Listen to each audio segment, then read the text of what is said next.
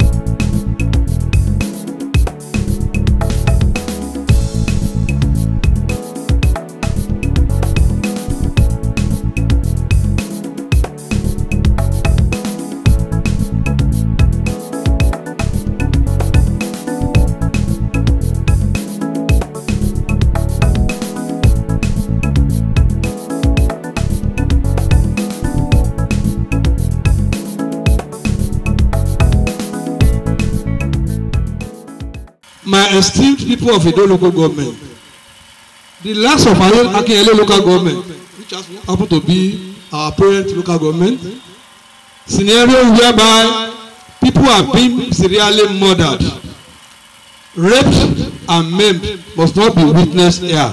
We pray it will not happen here.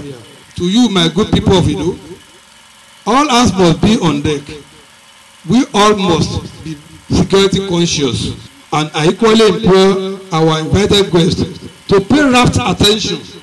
Finally, it is my avowed belief that at the end of this summit, the local government and its envoy shall be a safe haven for us to live.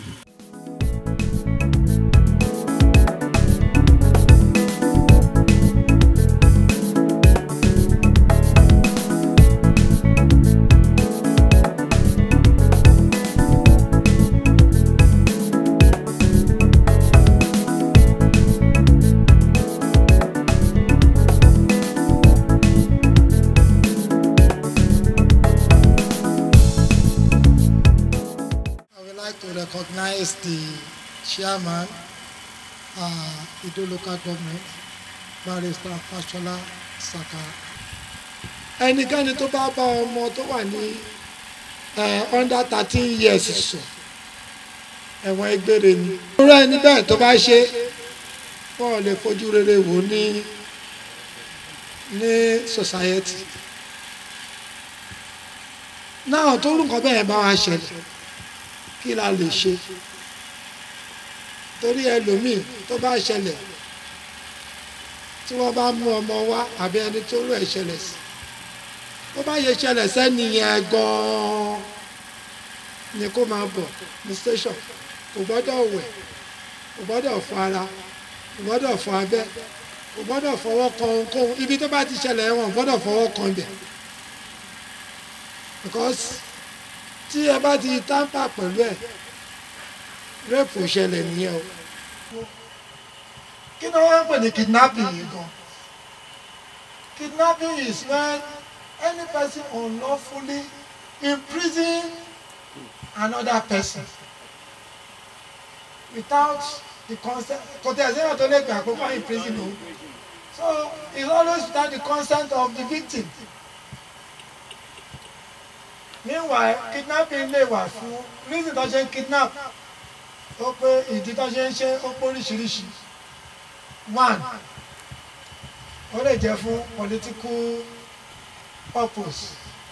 Pé ọ̀gbẹ́ni yóò ti yẹ wá lẹ́nu jù kò fẹ́ jẹ́ ká lẹ́nu ń bẹ̀ kò fẹ́ jẹ́ ká ṣe kíní wọ́n á palẹ̀ ẹ̀ mọ́. Wọ́n bá palẹ̀ ẹ̀ mọ́ wọ́n á tọ́jú ẹ̀ pé ókè o bóyá tí wọ́n bá parí election àbí wọ́n bá parí kíní àá release ẹ̀. Wọ́n lè jẹ́ ìdíyàn náà ṣe kidnap ẹni yẹn. Ẹ̀yin obìnrin ẹ ṣọ́ra yín ẹ mọ bí tẹ́ ẹ máa rìn sí ẹ mọ ẹni tẹ́ ẹ máa bá ṣe. Then àwọn ọmọ yín obìnrin ẹ tọ́jú wọn àwọn ọmọ yín ọkùnrin ẹ bá wọn sọ̀rọ̀ ẹ jẹ́ kó yé wọn pé ìwà ká máa bá ní lò pọ̀ kò ń ṣèwà tó dáa ẹ̀yin obìnrin náà ẹ má kí alẹ́ pẹ̀lú àwọn ọmọ yín then ti kidnapping yẹn ẹ jẹ́ ká ṣọ́ra wa nípa ìgbésí ayé tá à ń gbé àti ìwà tá à ń hù then ti serial killing yẹn ẹ wo àgbègbè yín ẹ máa wo ìwà tó ní kálukú bá ń hù ẹni tó bá dàbí pé ìwẹ̀ ó kù díẹ̀ káàtó ẹ jẹ́ kí àwọn security personnel kí wọ́n gbọ́. kéèyàn jẹ́ alábòjútó nǹkan tó bá ní àbí kéèyàn jẹ́ alábòjútó ládùúgbò ẹ̀ nǹkan tó bá ń gbé. then concern alertness nípa ti alertness máa lọ sí community policing. So about community policing, community policing jẹ́ ọlọ́pàá àdúgbò kí ẹ máa ṣe ọlọ́pàá ládùúgbò àbí ọlọ́pàá àgbègbè kájọ máa ṣọ́ra wa. Out of that community policing, àwọn community, that is àwọn tó ń gbé àdúgbò kan, àwọn àpò ọlọ́pàá ní information, they will work together to achieve success. They will work together to achieve success. Apart from that, community policing ó máa ń jẹ́ kí ìbáṣepọ̀ wà láàrin ọlọ́pàá àti àwọn aládùúgbò. Then let me come to your own house. Àwọn ọmọ tàbí both male and female bála ṣe ń ṣàbójútó wọn. For instance, I want to tell that olè tó bá máa jà ní Ìdó bíbáyìí wọn lè wá láti Ògbómọ̀ṣọ́. They are from our family. So ọmọ tó rán lọ sí school ó ra handset fún ọmọdé bẹ̀rẹ̀ sí ń tẹ handset and you don't venture to ask him why did you get handset from that elementary before you know we come home with a laptop his graduate is small so you have to monitor your words both male and female. agbófinró ìjọba àti agbófinró aládàáni. Agbófinró ìjọba conventional because they have constitutional backing. Ó wà nínú àkọọ́lẹ̀ ìwé òfin orílẹ̀-èdè backing by law, enactment, bill, instrument of office and a lot of law. The mere fact that you are not conventional means that anything outside the law, your license can be revoked by CAC, unlike the conventional security operative. Then kí là ń pè ní synergy? Synergy means interaction and collaboration. Àjọṣepọ̀ láàrin ọlọ́pàá, láàrin VGN, láàrin OPC, láàrin HVGN àti bẹ́ẹ̀ bẹ́ẹ̀ lọ. Kí ni àwọn nǹkan tó fi jẹ́ pé àwa tá à ń ṣe iṣẹ́ ààbò aládàáni kí ló jẹ́ ká pọ̀? Ọ̀pọ̀ èèyàn ni ò níṣẹ́. Ọwọ́ tí ò bá dẹ̀ ti ṣiṣẹ́ òun ni èṣù máa ń ṣe kí ni ló máa ń yá lò. Another reason is unabated security issues. Nígbà tá a bá ń jọ ranra wọn lọ́wọ́, tọ́lọ́pàá ran VGN lọ́wọ́, tí VGN ran ọlọ́pàá lọ́wọ́, àwọn wo ló ní àǹfààní yìí? Àwọn wo gan-an ni ó ń jẹ àǹfààní ẹ̀? Ó ní ará ìlú. There are laws that are guiding our practice. There are minimum of hours that you can detain an offender, after which you defaulted, you are also liable. So there are procedures to follow. What are the importance of synergy between conventional and unconventional security? Àwọn pàtàkì ìdí ni pé there will be aggressive information gathering. Number one, tá bá ń form data. What are the levels of crime in Ido? What are the type of crimes, the degree, the variance, and all the rest? You'll be able to reach out to the unconventional. They will tell you things that are happening at the grassroots, at the far distance, even between the households.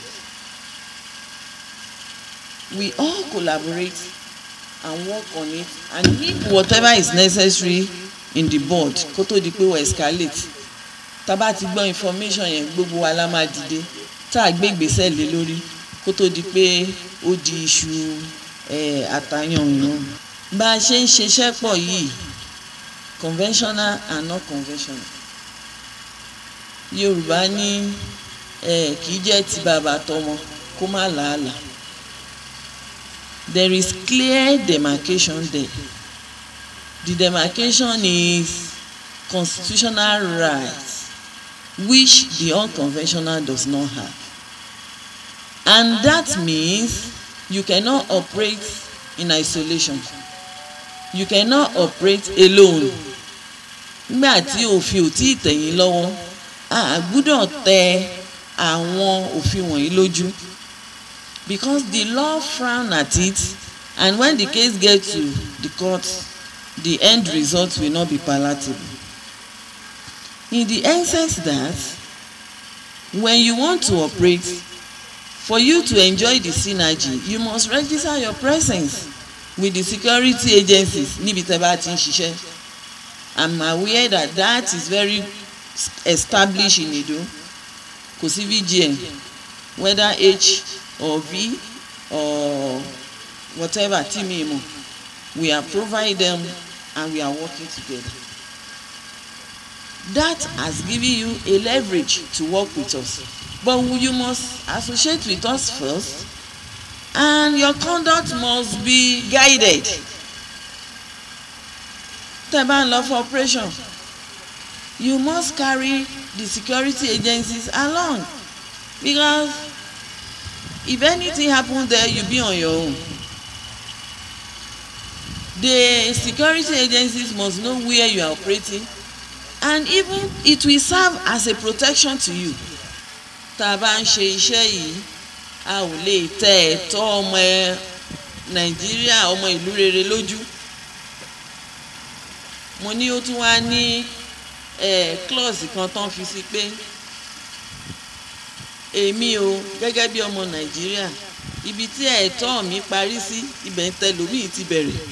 Operation Boss ní Ọ̀yọ́ ń bí iṣẹ́ tí wọ́n máa ṣe nítorí pé wọ́n pọ̀ tó wà ńbẹ̀ ó máa yá, ó dẹ̀ máa pọ̀ ju iṣẹ́ tí agency kan ṣoṣo tó máa lọ ṣe. Nǹkan tí mo máa sọ̀rọ̀ lé lórí ni vandalization of government properties or facility. Kí ni vandalization?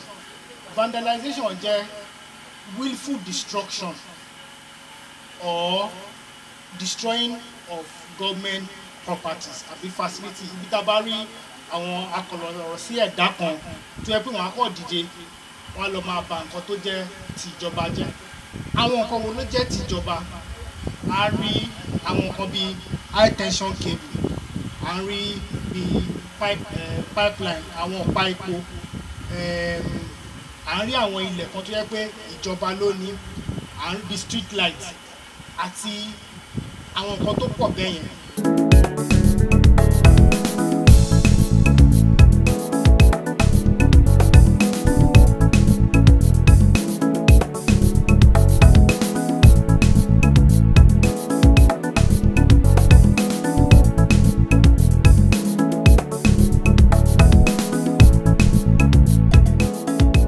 sọ ní sí pé tí wọ́n bá rape ọmọ then ibi tí wọ́n ti rape ọmọ ṣe mọ̀ pé obìnrin ni wá a máa fẹ́ wò pé bóyá torí ìtìjú pé bóyá kó tó máa gbọ́mọ yẹn bọ̀ station ó lè wẹ̀ fún àbí nǹkan kan ọ̀ àárín yẹn báwo la a ṣe lè ṣe é ká fi lè defend ara wa tá a bá dé station ẹ̀jẹ̀ bùkà tí wọ́n lè ṣe. tí nǹkan báyìí bá ṣẹlẹ̀ ṣé ilé ìwòsàn ni àkọ́kọ́ láti lọ ni àbí ọ̀gá ọlọ́pàá?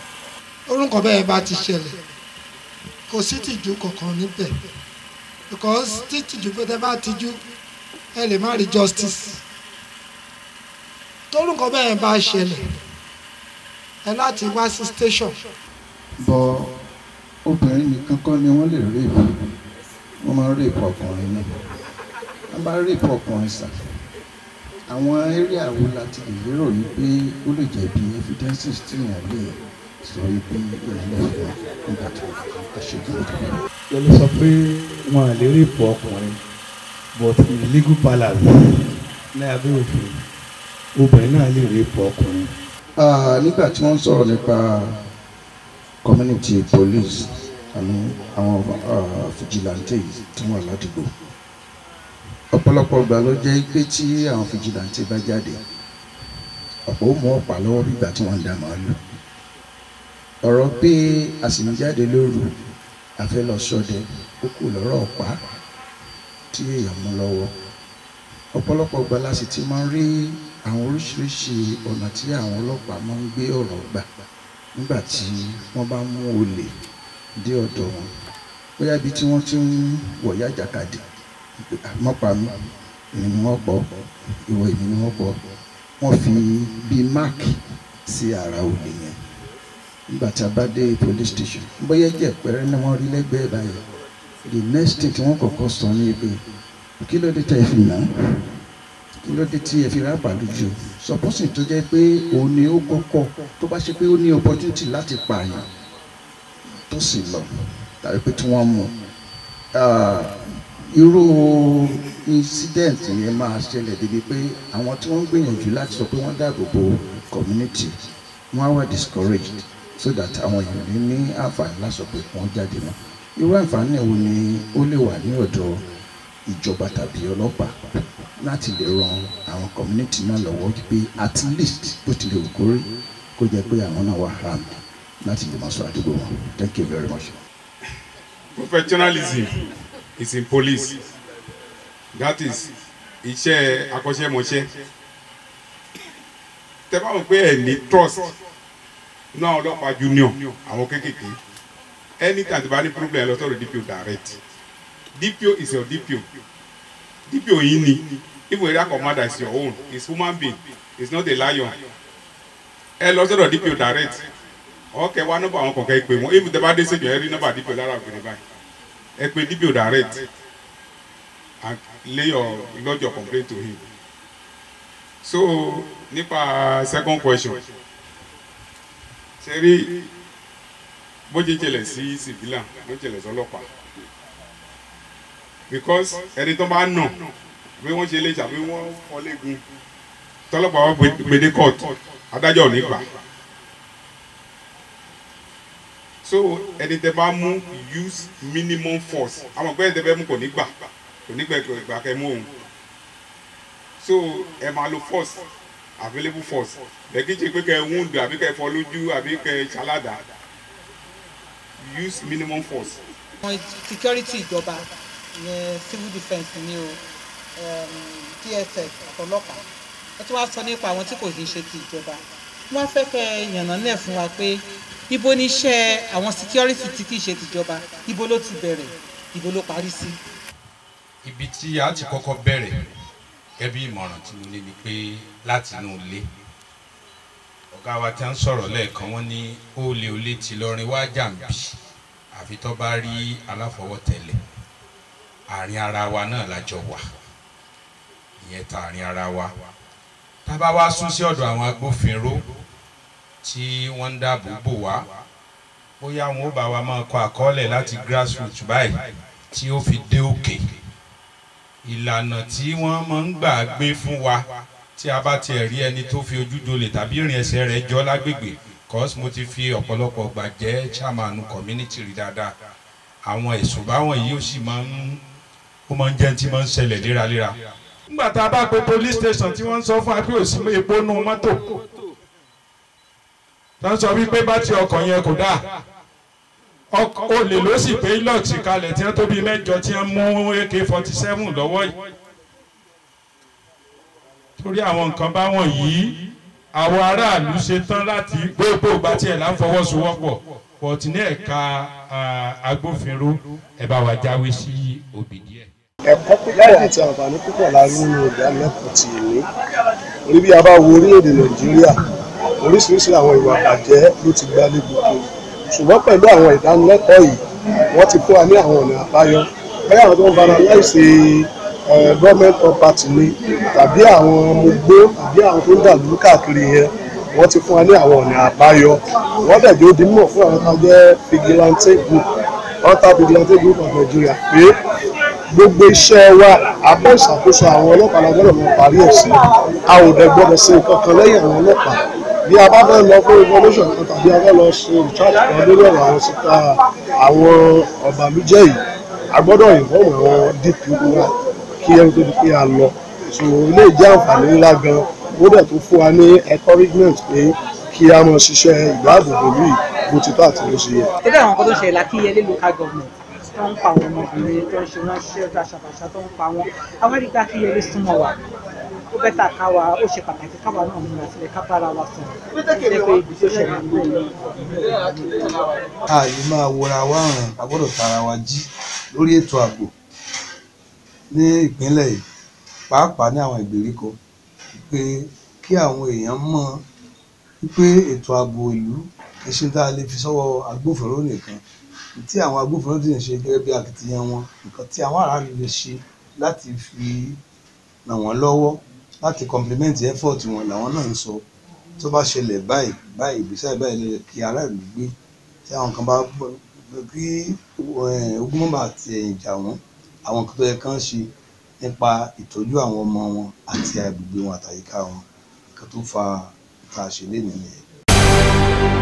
Iṣẹ́ yá.